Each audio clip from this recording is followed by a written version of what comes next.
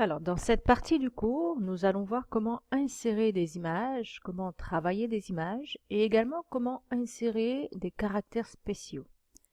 Alors, pour insérer des images, nous préférons au préalable que vous ayez enregistré vos images dans vos fichiers. Alors, de préférence dans Mes images ou dans le dossier de travail sur lequel vous êtes. Alors, pour insérer les images, vous positionnez d'abord votre curseur à l'emplacement où vous souhaitez insérer l'image. Vous allez dans l'onglet Insertion, Images. Donc vous choisissez Image depuis le fichier. Vous allez en fait choisir ensuite l'emplacement qui se trouve sur la gauche de vos images et ensuite cliquez sur l'image que vous souhaitez insérer. Alors, vous cliquez sur l'image, vous verrez qu'il y a une encoche qui s'affiche au-dessus et vous cliquez sur le bouton Insérer. Alors ici, il va insérer l'image en fonction de la grosseur de l'image que vous avez enregistrée. Cependant, vous pouvez modifier la grandeur des images en tirant sur l'angle. Alors, ce qu'il faut éviter pour que l'image ne soit pas déformée, c'est tirer vraiment au niveau de ces quatre côtés ici. D'accord? Donc cela, il faut éviter parce que effectivement, il va déformer l'image. Nous allons annuler la dernière action. Donc toujours réduire l'image ou agrandir l'image dans l'angle pour respecter au mieux sa dimension. Ensuite, vous faites un double clic sur l'image et là, vous aurez accès à l'outil Image. Alors, cet outil, au niveau de ce bandeau, vous pourrez vraiment modifier l'image totalement à votre guise. Donc, ici, ce sera pour corriger la luminosité de l'image. D'accord? Donc, le contraste de l'image, voir si vous voulez une image beaucoup plus claire ou beaucoup plus foncée. Donc, ici, dans la couleur, vous allez pouvoir modifier et recolorier l'image aussi à votre façon.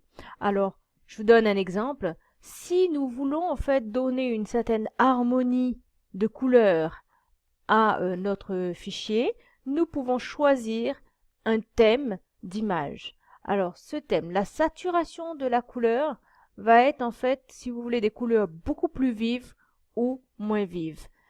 À défaut, c'est celui qui est sélectionné qui est l'actuel. La nuance de couleur, si vous voulez en fait des couleurs plus foncées ou plus claires.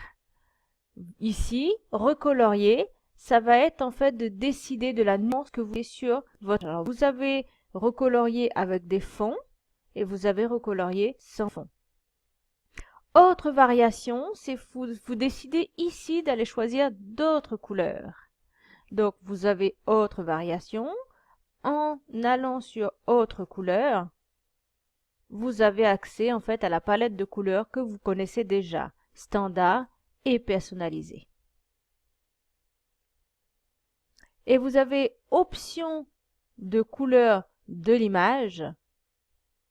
Ici, vous aurez accès en fait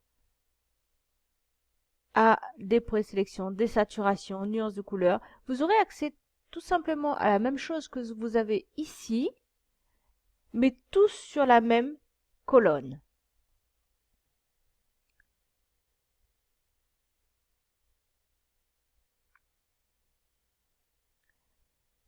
Couleur transparente, il va tout simplement vous donner un genre de petit crayon avec une pointe qui fait que vous pouvez décider de donner une couleur transparente à certaines zones de votre image. Donc en l'occurrence, ça peut être un fond qu'on souhaite enlever, ça peut être aussi enlever une couleur trop vive qu'on ne souhaite pas. Donc je vais faire annuler. Effet artistique, là ça va être vraiment comme des effets que vous souhaitez donner à l'image en fonction de l'exemple que vous avez.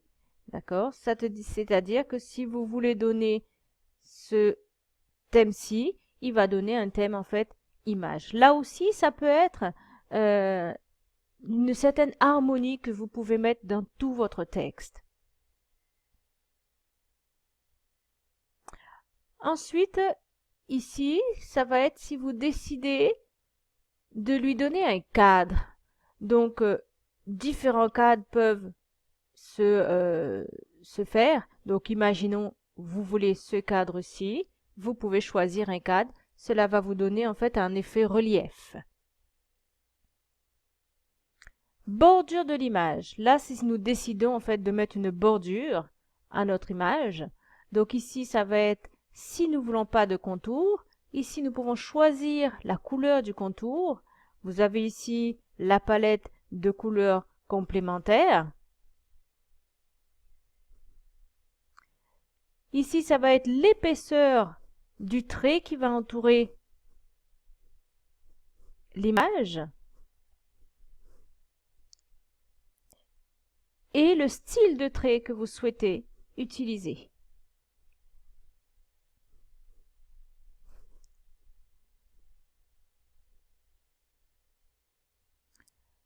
Effet de l'image. Là aussi, vous avez des effets prédéfinis. Ça va être des listes que lui, il propose.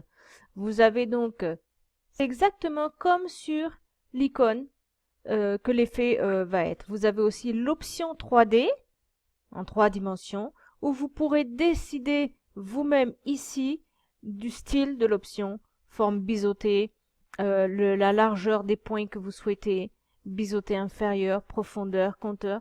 Vous pourrez en fait tout simplement tester, mais vous avez énormément de possibilités sur l'image. Disposition de l'image, ça va être si vous décidez de placer l'image dans un contexte défini, genre une étiquette, un organigramme, un schéma. Position, ça va être la position de l'image par rapport à votre page. Donc, si vous décidez, c'est exactement aussi comme sur l'image que vous avez ici, l'icône, vous décidez des positions. Autre option de position,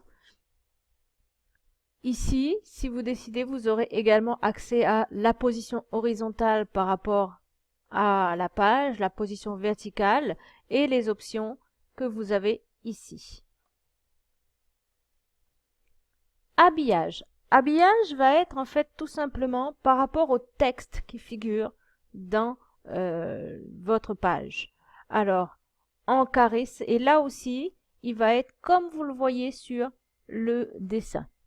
En carré, ça veut dire que le texte va être au-dessus et en dessous. Rapproché, ça veut dire que le texte va vraiment contourner totalement l'image.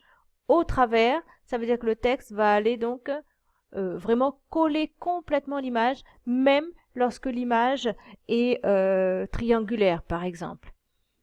Haut et bas, vous avez également derrière le texte ou devant le texte. Donc, autre position ici, vous avez accès de nouveau aux différentes icônes qui vous permettent d'habiller le texte. Alors, l'option que vous avez ici vous permet en fait de faire pivoter votre image. Alors, faire pivoter à droite à 90 degrés, vous allez avoir en fait l'image qui va retourner comme si qu'elle allait chuter. Vous avez la même chose, mais pivoter vers la gauche. Vous avez le retournement vertical ou le retournement horizontal. Donc là aussi, c'est une question de rotation de l'image. D'accord? Donc, vous avez également dans autre disposition la hauteur de l'image, la largeur de l'image, d'accord? La mise à l'échelle, la rotation, ici. Mise à l'échelle, c'est si vous souhaitez ne pas déformer l'image, vous pouvez mettre à l'échelle 100%, à l'échelle 20% en fonction de la taille de votre image. Et ici, vous cochez donc conserver les proportions ou proportionnelles à l'image d'origine. Donc, rétablir ici, cela voudra dire que vous n'êtes pas satisfait des améliorations que vous avez apportées à l'image.